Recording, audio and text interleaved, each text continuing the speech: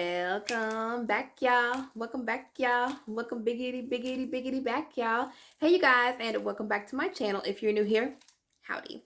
My name is Kelsi, and I'm here for you guys every Sunday and Wednesday, sometimes less, sometimes more, sometimes every day of the week, to talk about my VSG journey and other things.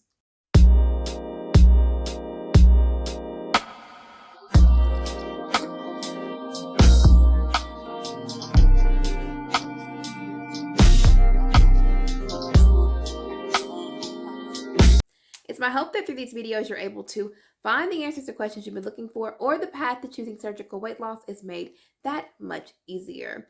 Happy Thanksgiving to you guys. I hope you guys are enjoying a wonderful time with your friends and family, or just whatever you're doing today. You could be enjoying that time by yourself. You could be with your fur babies. You could be on vacation. Whatever you are doing to enjoy your holiday time, even if it's just recovering from your surgery. I know a lot of you guys are going into surgery this week, so wishing you well wishes and lots of love.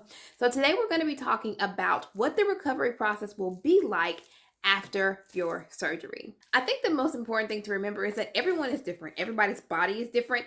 Even though we are having the same surgery, the way that we react to things are so different.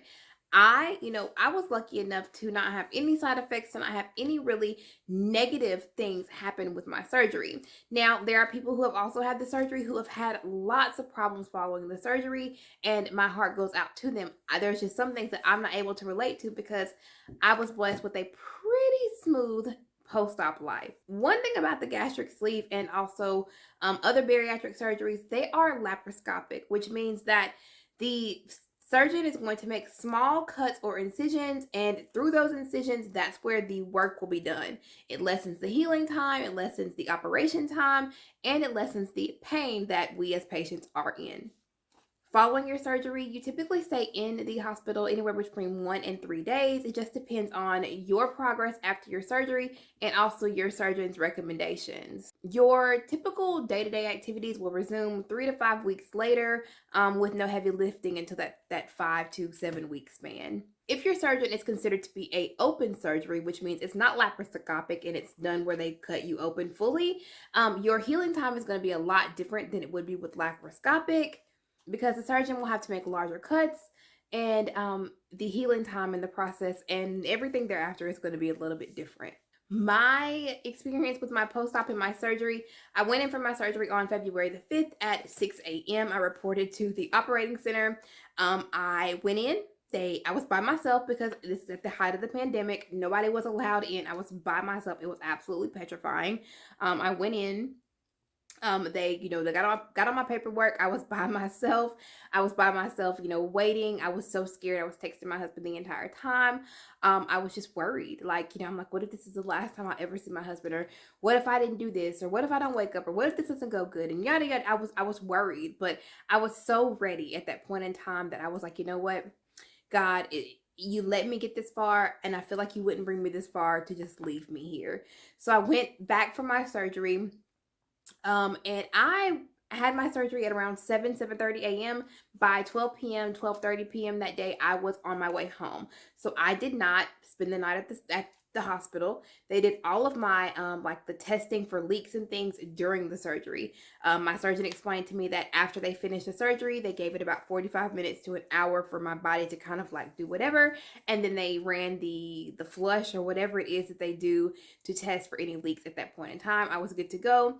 And I had to do some walking. I had to do 25 laps after to get that anesthesia worn off of me before they would let me go home. I just remember them waking me up, and I was so sleepy. They were like, Kelsi, you've got to wake up. You've got to wake up. You've got to walk. You've got to walk. And I was like, no, I just wanted to sit here and sleep. I'm taking a nap. You want to take a nap? I'm taking a nap here. Okay, take a nap right there then. Good night. Please just let me sleep. And they would not let me sleep.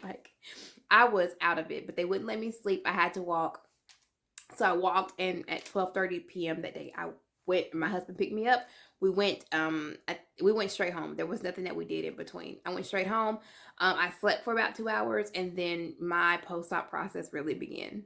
So what are some of the possible side effects from the gastric sleeve or any weight loss surgery? Understanding that there are potential side effects for every weight loss surgery there is. All of the side effects, they vary. It is predicted that 40% of patients will experience some sort of complication, and less than 5% of those are life-threatening or serious. If you do have any problems that are concerning or that are worrying to you, I would definitely contact your physician or your surgeon to speak about what's going on. Some of the common side effects that come from bariatric surgery are as follows. Constipation. Number one, you are going to be constipated, and I feel like that is something that has not changed for me. I do take a laxative twice a week now. I just take a regular over-the-counter laxative. Some people, live by Miralax. Some people live by the magnesium citrate. Some people live by Dulcolax. I think the main thing that's worked for me has been taking just a pill form of a laxative twice a week. It helps keep me regular, and also making sure that I drink my water the way that I'm supposed to. I can definitely tell with my body in my bowel movements if I'm not drinking water the way that I should be, because I don't go to the bathroom as I should be. Dumping syndrome is also going to be a side effect. I'm sure you guys are completely aware of what dumping syndrome is, but just in case you are not, dumping syndrome is something that happens after eating a high sugar or high carbohydrate meal. Sodas, fruit juices, Kool-Aids, ice creams, popsicles, a lot of times that is to blame. Not sugar-free popsicles, but just regular full sugar, full fat popsicles are typically to blame for those type of issues. The sugary food rushes through the pouch and can cause vomiting, nausea, diarrhea, headaches, weakness, a whole list of complications. Now, they do say that this particular dumping syndrome is more common with RNY patients opposed to VSG patients. I'm not necessarily sure. I don't struggle a lot with dumping or issues with eating any sugar, so I can't attest to that. I do know that from my research, it is kind of noted that VSG patients experience it less, and RNY patients do experience it more. Gallstones are also a common side effect or a common complication that does come from having weight loss surgery. Typically, if you lose a lot of weight in a short period of time, up to 50% of people do develop some sort of gallstone or gallbladder issue following the surgery. These are typically harmless. Sometimes they can cause nausea, a little bit of pain, abdominal pain that is, bloating, things of that nature. Anywhere between 15 to 25% of people do have to seek out additional medical attention to service the gallbladder issues and gallstones that they are trying to pass. And about 25% of bariatric patients do have to have their gallbladder removed due to constant gallbladder stones or complications following the surgery. I heard that from one of my friends who had VSG surgery. She was like, "Do you still have your gallbladder?" And I was like, "Yeah, I do."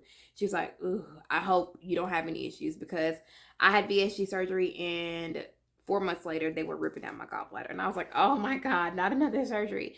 Knock on wood, I haven't had any problems with my gallbladder. And I pray that I continue to not have problems with my gallbladder. I don't want another surgery, but if it's needed, it's needed. But just saying, if I don't have to have it, I don't want it. Last but not least, wound infections. And these complications or side effects that I've listed, these are the less serious or the more common side effects. These are not things that are considered serious, but wound infections, any type of issue with the wound or the incisions made by your surgeon when performing the surgery. This can happen anywhere between 2 to 4 weeks after surgery. You'll have drainage, pus, irritation, different things going on with your wound. A lot of times these wounds will require antibiotics, a topical ointment, or some sort of extra treatment that can be provided by your medical professional team. All you have to do is talk to them. It's typically treatable and fixable. Now we're going to get into some more serious and less common side effects. The first one is going to be blood in your stool. This can appear out of your body or throughout your body as a red or black stool that is evident or has a clear sign of blood in your stool. If this happens, contact your physician immediately. It is definitely a sign of something more serious going on. Blood clots, although rare, they are notated to be a part of the side effects of bariatric patients post-op life.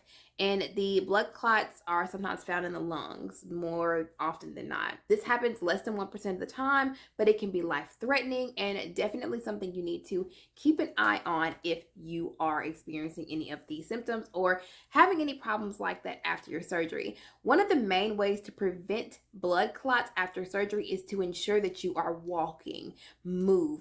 Don't lay stagnant. Don't get in the bed and get home and be like, "Oh my God, I'm in so much pain." Not only will it help with the blood clots. It will also help to treat the gas. When they're doing your surgery, they blow air into your body to kind of puff it up so that they can see what they're doing. And so that's why you have that gas pain after you have surgery. Get up, get out, get moving. Walk as much as you can. I really feel like that saved me after my surgery. Last but not least, the most common and not common symptom or side effect is going to be gastric leaks. They are very serious. This can be caused by eating things that you are not supposed to be eating, extenuating or stretching your pouch by drinking too fast, eating too much, eating things that are just not right for your stomach at that point in time.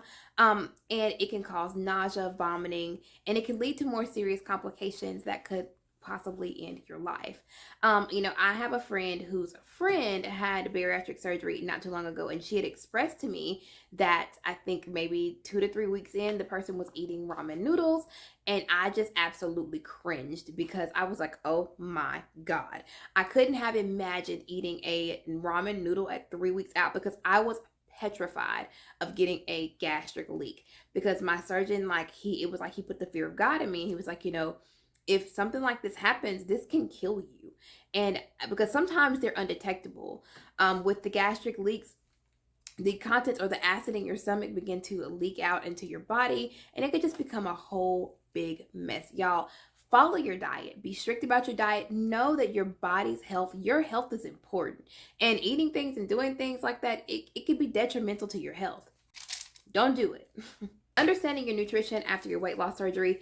After you have your weight loss surgery, it's going to be harder for your body to absorb and keep nutrients. That's why you have to take your multivitamins. Never stop taking your multivitamins. Y'all, I did a video, or I had an idea to where I was going to stop taking my vitamins for a week to show you guys and kind of run through how I felt after a week of not having my vitamins. And after I did that, I felt so sick. I didn't even post the video because I'm like, this is irresponsible. I feel like, I don't want anybody to think that this is something fun to do. This is something cool to do. I didn't take my vitamins for a week, and I recorded every day. And it was like, I was like, this is not good. I need my vitamins. They give me energy. They make me feel happy. It just, without the vitamins being there, I can definitely tell a big difference. The amount of food that we eat, we're not able to get the vitamins that we once were, and we need vitamins for vitality. So just know that vitamins are now a everlasting part of your life, and you'll have to take them every day, even though we should already be taking them anyways, but it's now a real thing. Like, you got to take them or you're going to get sick. Those vitamins that our bodies are really going to need now, I have it written down here because I can't remember. Iron, vitamin B12, folate, calcium, vitamin D, and of course a multivitamin that's going to have a broad spectrum of different vitamins and nutrients that our bodies are going to need. Y'all, I can't stress enough, take your vitamins. It's a part of your recovery. Understanding your weight loss changes or your lifestyle changes overall really help to bring full circle what it's going to be like recovering from your weight loss surgery. It is no secret. You can get dramatic results with weight loss surgery. You can lose, 150, 200 pounds if you put your mind to it and you get to where you're going. But you have to back up your lifestyle changes to make sure that you're able to keep that, that momentum, to keep that smooth sailing. You have to make lifestyle changes. If not, you're just going to end up right where you were before you had your surgery. Eat small, nutritious meals. Focus on your protein and eat anything else later. Always eat your protein first. Eat it first. Do it first. Listen, don't do anything but eat that protein. The protein is the most important. And you take your vitamins to supplement anything you don't get outside of your protein. So you're getting everything in full circle, but protein, it is very important. It is a building block of life. Make sure that you get your protein. Commit to good nutrition. Commit to eating things that are good for your body. Commit to eating things that are changed. You don't need junk food anymore. You don't live to eat. You eat to live. So anything you put in your body should be healthy and nutritious and fulfilling to your body. And it should feel good to eat the food that you're eating. If you're eating at McDonald's, you're eating at Wendy's, what did you have the surgery for? Those are McDonald's. I feel like is just like swallowing battery acid after you have your weight loss surgery.